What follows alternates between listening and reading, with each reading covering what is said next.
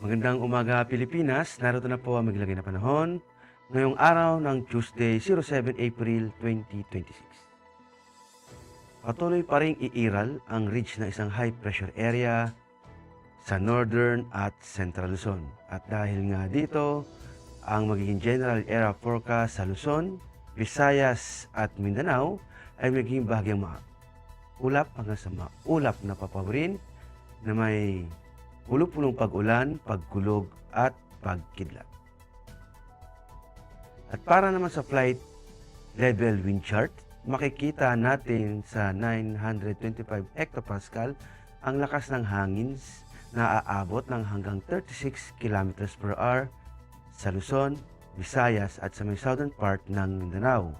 At pagdating naman sa 850 hectopascal, makikita natin na ganun din ang lakas ng hangin na aabot ng hanggang 36 km per hour. At pagdating naman dito sa may 700 hectopascal, ang lakas ng hangin sa Luzon hanggang sa may part ng Bicol ay aabot ng hanggang 18 km per hour.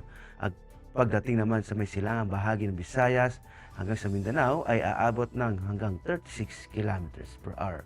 At pagdating naman dito sa 500 hectopascal ay malakas ang hangin sa may northern tip ng Luzon, Central Luzon, Southern Luzon, Visayas at Mindanao na aabot ng hanggang 36 km per hour. At para naman sa impact to flight operation sa buong bansa, dulot ng ridge ng isang high pressure area at mga localized thunderstorms, ang main hazard dito ay subsiding air mass resulting in stable condition. Ibig sabihin ay fair weather. Ang impact nito sa rotary, generally favorable conditions, good visibility, and light winds. Possible sa mga low-level operations. Sa fixing naman, expect generally smooth condition, isolated light turbulence, possible to afternoon convection. At para naman sa astronomical information, ang araw ay sisikat ng 05:48 at lulubog din naman mamayang 18:09.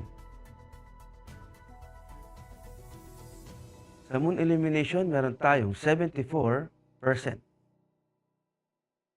At para nga manatiling updated sa lagay at pagtayo ng panahon, i-follow lamang ang Air Force Weather Center sa mga social media accounts.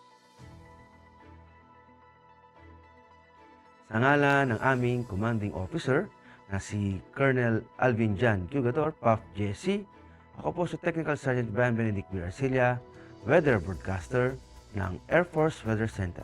Maraming salamat po.